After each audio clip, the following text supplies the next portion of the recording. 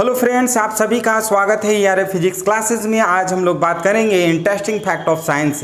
Interesting fact of science में हम लोग अलग अलग टाइप के क्वेश्चन पढ़ते हैं जो साइंस से रिलेटेड होते हैं। हमें जानकारी नहीं होती है कि आखिर ऐसा क्यों होता है। उसी में एक नया क्वेश्चन आपके सामने है कि दुनिया भर के सैटेलाइट पर कहाँ से रखी जाती है नज़र। जैसे कि आप सैटेलाइट के बारे में जानते होंगे, पढ़े होंगे, सुने होंगे कि जो सैटेलाइट होता है वो अर्थ के चारों ओर यानी कि पृथ्वी के चारों ओर घूमते रहते हैं। ये जो सैटेलाइट हम लोग छोड़ते हैं अंतरिक्ष में जाता है, वो पृथ्वी के चारों ओर वो घूमते रहता है। ये लगभग सभी देश अपने देश के लिए सैटेलाइट को लॉन्च करते हैं। आखिर ये सैटेलाइट है क्या? ये सैटेलाइट पृथ्वी के चारों ओर घूमता है तो इस पे नज़र कहाँ से रखी जाती है, इसके बारे में हम लोग इस वीडियो में पूरा डिटेल समझेंगे। जैसे कि आप देख रहे हैं कि ये सैटेलाइट है, जब पृथ्वी से छोड़ा जाता है, हर कंट्री अपना सैटेलाइट को लॉन्च करती है अपने स्पेस सेंटर से। तो ये जो सैटेलाइट है, ये सैटेलाइट ये पृथ्वी के चारों ओर चक्कर लगाती है।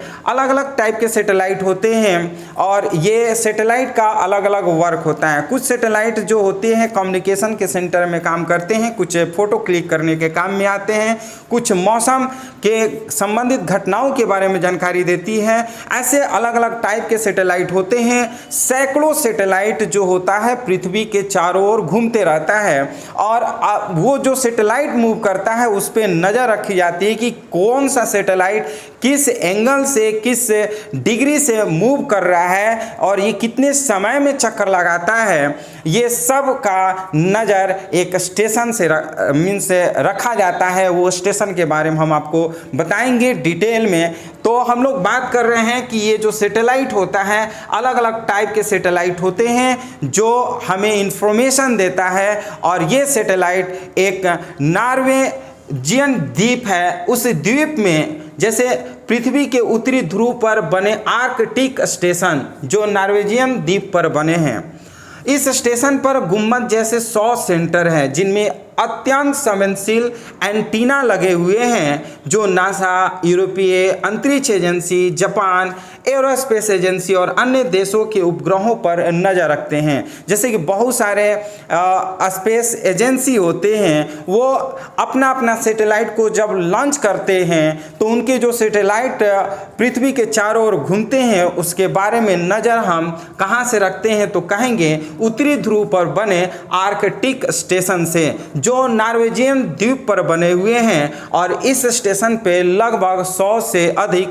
गुंबद बने होते हैं जो स्पेस सेंटर के नाम से जानते हैं। उस स्पेस सेंटर से हम लोग वो सारे सैटेलाइट जो सैकड़ों सैटेलाइट पृथ्वी के चारों ओर मूव करते हैं उसके बारे में हम नज़र रखते हैं और अध्ययन करते हैं, रिसर्च करते हैं। ये सैटेलाइट इस तरह का होता है, जैसे आप देख सकते हैं ये गुंबद है, ये अलग अलग टाइप के ये स्पेस सेंटर का वर्क करता है। जो स्पेस में सैटेलाइट रिवॉल्व करते हैं, घूमते हैं, उसके बारे में ये सूचना को ग्रहण करता है और हमें इंफॉर्मेशन देता है कि कौन सा सैटेलाइट का वर्क कैसा है। जैसे कि हम जानते हैं कि जो सैटेलाइट को हम अगर 8 किलोमीटर प्रति सेकंड के स्पीड से अगर फेंक देते हैं, छोड़ देते हैं, तो स्पेस में जा कर के वो पृथ्वी के चारों ओर घूमने लगता है। तो उसके बारे में ये जो आप देख रहे हैं, ये हम कह सकते हैं कि ये उत्तरी ध्रुव पर बना आर्कटिक स्टेशन है। ये उत्तरी ध्रुव पर बना आर्कटिक स्टेशन जो नॉर्वेजियन द्वीप पर बने होते हैं,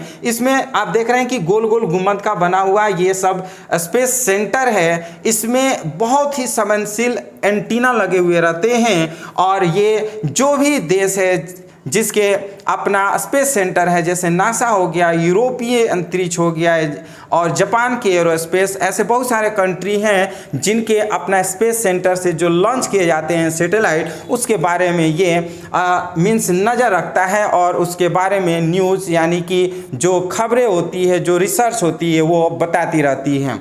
हम इसके बारे में और बता सकते हैं कि जैसे कि ये जो सैटेलाइट होते हैं अंतरिक्ष में रोज़ औसतन 3500 चक्कर लगाते हैं। जो भी भी सैटेलाइट पृथ्वी के चारों ओर चक्कर लगाते हैं वो लगभग 3500 चक्कर वो लगाते हैं, जिनसे संपर्क कर ये एंटीना डाटा जुटाते हैं। यानी कि जो हमारा गुंबद का आकार आप देख रहे हैं कि ये गुंबद का आकार वो डाटा कलेक्शन करता है कि जो भी सैटेलाइट रिवॉल्व करता है चारों तरफ पृथ्वी के, वो उसका जो भी डाटा होता है वो कलेक्शन करता है। इसके जरिए ग्लोबल वार्मिंग जो हम लोग देख रहे हैं कि बर्फ जो पिघल रही है ग्लोबल वार्मिंग की वजह से, कार्बन का उत्सर्जन ज़्यादा होने की वजह से, इसके बारे में हमारा सैटेलाइट बताते रहता है। या फिर जो हम कह सकते हैं जलवायु परिवर्तन हो रहा है, अंतरिक्ष के बारे में जो भी एक्टिविटी होती है वो सैटेलाइट के माध्यम से हम जानकारी ले लेते हैं। या जो ग्लेशियर है, जो अक्सर हम देखते हैं बर्फ़ के जो पहाड़ होते हैं वो पिघल करके गिर रहा है, मीन्स ग्लेशियर पिघल रहा है, उसके बारे में हमें खबरें मिलती हैं सैटेलाइट के माध्यम से। जंगल और समुद्र तटों से जुड़ी रिसर्च की जाती है, जैसे कि अभी यस तूफान आया था उसके बारे में हमें जानकारी पहले ही प्राप्त हो गया था सैटेलाइट के माध्यम से, और हम अपने आप को सुरक्षित कर लिए थे। जो कोस्टल एरिया था, समुद्र के तटीय इलाके होते हैं, उनको सुरक्षित बाहर कर लिया गया, जिसके वजह से लाखों लोगों की जान बचाई जा सकी। तो ये स्पेस में से जो छोड़ी जाती है सैटेलाइट, इस सैटेलाइट के माध्यम से ही हमें ये सब जानकारियाँ मिल पाती हैं। इनमें नासा के लैंडस्टेन और ईएसए का सेंटिनेंटल भी है। ये हर 1.5 घंटे में उत्तरी ध्रुव से दक्षिणी ध्रुव का चक्कर लगाता है। जैसे कि आप देख सकते हैं ये जो सैटेलाइट है ये अर्थ है, ये इस अर्थ के चारों तरफ ये जो सैटेलाइट है, ये हर सैटेलाइट का अपना अपना टाइमिंग होता है रिवॉल्व करने का, और हर सैटेलाइट का अपना अपना वर्क होता है। कोई ऐसा सैटेलाइट है जो कम्युनिकेशन का काम करता है, जो स्पेस के बारे में जो बताता है, या फिर जो ग्लेशियर के बारे में बताता है, जो जंगल समुद्र के बारे में बताता है। इस सब से जुड़ी जानकारियां हमें इस सैटेलाइट के माध्यम से मिल जाता है। ये सैटेलाइट जो होता है हमेशा रिवॉल्व करते रहता है और हमें जानकारी देते रहता है। तो इसकी नज़र हम लोग कहाँ से रखते हैं? नॉर्वेजियन द्वीप से, जहाँ पे लगभग 100 से अधिक गुंबद होते हैं। वो गुंबद क्या करते हैं कि जो भी एक्टिविटी होती है चाहे अर्थ या स्पेस, उसकी सब की डाटा कलेक्ट करती है। तो फिर हम इसको और डिटेल में समझते हैं। देखिए, जैसे ये स्टेशन नॉर्वे तट से करीब 1290 किलोमीटर दूर है। जो हमारा स्टेशन है नॉर्वेजियन द्वीप पर जो हमारा स्टेशन बना हुआ है, जो सैकड़ों छोटे छोटे गुंबद आकार के बने होते हैं, जो रिसर्च सेंटर कह सकते हैं, जो सैटेलाइट का टोटल डाटा कलेक्ट करता है और हमें इंफॉर्मेशन देता है, वो करीब 1290 किलोमीटर दूर है। सबसे बड़ी चुनौती एंटीना को मेंटेनेंस और रिपेयर की है, क्योंकि साल के 170 दिन ये बर्फ से दब जाते हैं। ऐसे में सैटेलाइट से आने जाने वाले सिग्नल कमजोर या गायब हो जाते हैं। जैसे कि आप देख सकते हैं कि ये जो सैटेलाइट है, ये सैटेलाइट को मीन्स डाटा को कलेक्ट करने वाला जो स्टेशन है, इस स्टेशन को हमेशा रिपेयर करते रहता है। ये रिपेयर हमेशा इसलिए होता है क्योंकि ये हमेशा बर्फ़ से ढका हुआ रहता है। बर्फ़ से ढका होने के कारण जो डाटा कलेक्शन करने की जो क्षमता होती है थोड़ी सी कम हो जाती है, लेकिन इसको हमेशा रिपेयर किया जाता है। ये आप देख रहे हैं सैकड़ों ये इस तरह से स्टेशन गुंबद के रूप में बने होते हैं। ये हमेशा इंफॉर्मेशन कलेक्ट करता है डाटा के रूप में। तो इसमें हमेशा बर्फबारी होती रहती है, बर्फ़ से ढक जाता है, जिससे कि हमें इस स्टेशन को मीन्स हमेशा मेंटेन करने में प्रॉब्लम होती है, डाटा कलेक्ट करने में प्रॉब्लम होती है।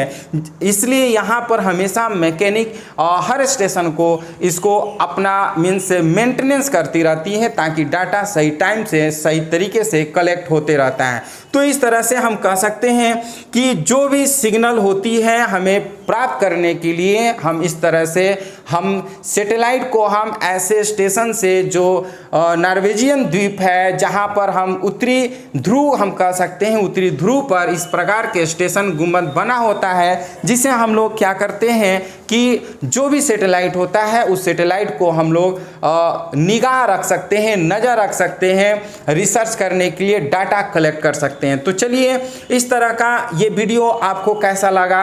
इसी तरह के नए नए साइंस फैक्ट से जुड़ने के लिए हमारे YouTube चैनल को जरूर सब्सक्राइब करिए, और यदि ये वीडियो आपको पसंद है तो इस वीडियो को जरूर लाइक और शेयर कमेंट जरूर करिए। तो फिर हम लोग इसी तरह का नए टॉपिक के साथ नए वीडियो में मिलते रहेंगे। तब तक के लिए धन्यवाद।